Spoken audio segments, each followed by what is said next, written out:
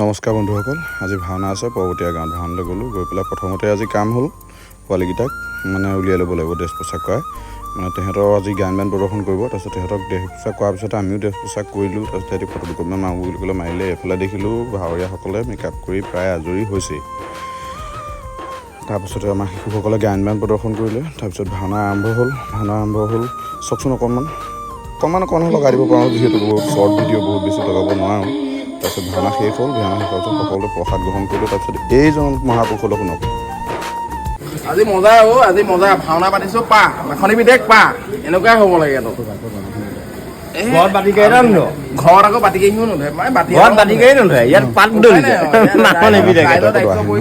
বৰষুণ লৰালৈকে বৰষুণৰ লগত যুদ্ধ কৰোঁ বুলি আহিছিলোঁ। পিছত নাই, যুদ্ধত পৰাজিত হৈ ৰাতিপুৱা 5টা বজালৈকে ফচিলোঁ। তাৰপিছত আজি পৰ্বতীয়া গাঁৱৰ ৰাইজক বিশেষ ধন্যবাদ। কালিলৈ আকৌ লগ পাম, বাই বাই।